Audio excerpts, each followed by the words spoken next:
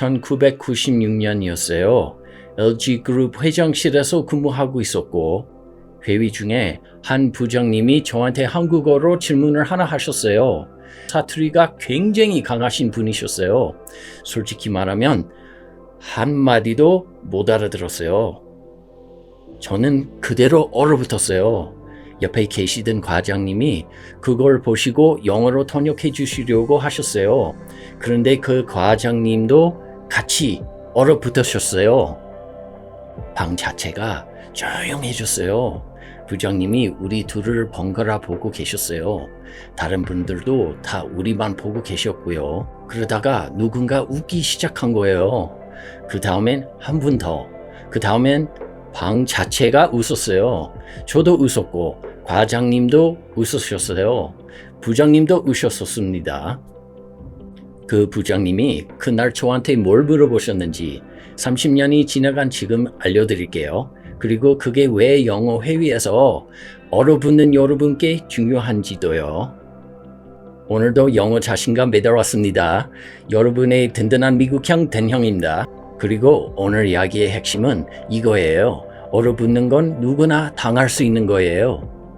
1996년 LG 다닐 때였어요. 그날은 회장실에서 하는 아침 계획 회의였다고 방금 말씀드렸는데 그 당시에 LG에서 몇 명도 안 되는 외국인 직원 중에 한 명이었거든요. 회의가 시작되고 여러 안건이 지나갔어요. 그러다가 한 부장님이 저를 보시면서 한국어로 뭔가 물어보시더라고요. 이 부장님은 경상도 출신이셨고 사투리가 정말 강하셨어요. 표준어 한국어는 제가 어느 정도 알아들을 수 있었지만 이 부장님 사투리는 완전히 다른 언어처럼 들렸어요. 저는 그 자리에서 그대로 얼어붙었어요. 머릿속으로는 지금 뭐라고 하시는 거지? 하는 생각만 빙빙 돌았어요. 입은 안 떨어지더라고요.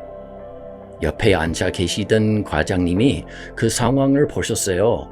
그래서 도와주려고 하셨어요. 부장님 질문을 영어로 옮겨서 저한테 설명해 주려고 하신 거죠. 부장님의 말씀을 정확히 못 알아들으셨구나. 어떻게 영어로 옮길지 모르셨던 것 같아요. 과장님도 입을 열었다가 멈춰버렸어요. 그러니까 그 회장실 회의 자리에서 외국인 직원 한 명과 한국인 과장님 한 명이 동시에 같이 질문 앞에서 얼어붙은 거예요. 방이 조용해지더라고요. 다들 우리 둘을 보고 있었어요. 부장님도 우리를 번갈아 보고 계셨어요. 그 정적이 한 2, 3초쯤 됐을 거예요. 그런데 그 자리에서 정말 길게 느껴졌어요. 그러다가 누군가 먼저 웃었어요. 누구였는지 기억이 안 나요. 근데 한 명이 웃으니까 옆 사람도 웃고 그 다음 사람도 웃고 결국 방 자체가 웃음 바다가 됐어요. 그날 회장실은 가장 격식 있고 긴장된 공간에서 가장 웃긴 순간이 나온 거예요. 그 회의가 끝나고 다음 안건으로 넘어갔어요. 부장님이 뭘 물어보셨는지는 결국 아무도 정확히 몰랐어요. 저도 몰랐고 과장님도 모르셨고 어쩌면 부장님이 본인도 그냥 넘어가셨을 거예요. 근데 나중에 다른 사람을 통해서 들었어요.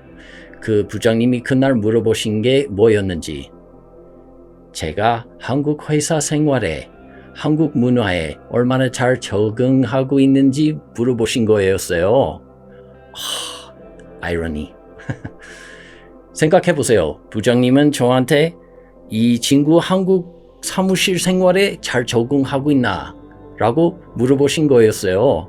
근데 제 대답은 그 자리에서 완전히 얼어붙어서 아무 말도 못한 거였어요. 그게 진짜 답이었던 거죠. 이 이야기를 왜 좋아하냐면요. 사람들은 보통 외국인이니까 한국어 못 알아들어서 얼어붙었겠지라고 생각을 해요. 근데 그날 같이 얼어붙었던 사람은 한국인 과장님이었어요. 본인 나라, 본인 언어인데도요. 그 과장님이 얼어붙은 이유는 사투리를 몰라서가 아니었을 수도 있어요. 어쩌면 부장님 앞에서 잘못 번역하면 어떻게 보일까? 그게 더 무서웠을 수도 있어요. 저는 이미 말씀드렸죠. 그날 깨달은 게 있다고. 그게 바로 이거예요. 얼어붙는 건 모르는 것에 대한 반응이 아니에요. 평가받는다고 느끼는 것에 대한 반응이에요. 그 방에 있었던 모든 사람이 그 순간에 평가받는다고 느꼈어요. 부장님도, 저도, 과장님도. 그래서 얼어붙음이 한 명에서 끝나지 않고 옆 사람한테까지 퍼진 거예요. 자, 여러분 영어 회의로 가볼까요? 누군가 영어로 질문을 해요. 여러분 사실 그 단어를 다 알아요. 문장 구조도 알아요. 근데 입에서 안 나와요. 왜일까요? 어쩌면 여러분이 걱정하는 건 내가 영어를 모른다가 아니라 내가 틀리게 말하면 사람들이 나를 어떻게 볼까 일 수도 있어요. 그리고 더 흥미로운 건요. 그 회의실에 있는 다른 한국 분들도 본인 자리가 오면 똑같이 얼어붙으실 수 있어요. 영어를 못해서가 아니라 똑같은 평가의 두려움 때문이에요. 1996년 회장실에서 일어난 일이 지금 여러분 영어 회의실에서도 똑같이 일어나고 있는 거예요. 그러니까 다음에 영어 회의에서 얼어붙으시면 이렇게 생각해 보세요. 내가 영어를 못해서 그런 게 아니다. 이 방에 있는 모든 사람이 지금 이 순간 똑같이 평가받는다고 느끼고 있다. 그리고 30년 전 LG 회장실에서처럼 누군가 먼저 웃거나 먼저 말을 시작하면 그 분위기는 풀려요. 그 첫 번째 사람이 여러분이 될 수도 있어요. 설명란에 무료 가이드 링크가 있어요. Why you freeze in English. 오늘 이야기한 것처럼 얼어붙는 진짜 이유와 그걸 풀어가는 5가지 패턴을 정리한 자료예요. 그리고 English Confidence Camp 4주 라이브 프로그램도 준비하고 있어요. 이번 달에 첫 기술을 시작합니다. 기대하세요. 관심 있으시면 대기자 명단에 등록해 주세요.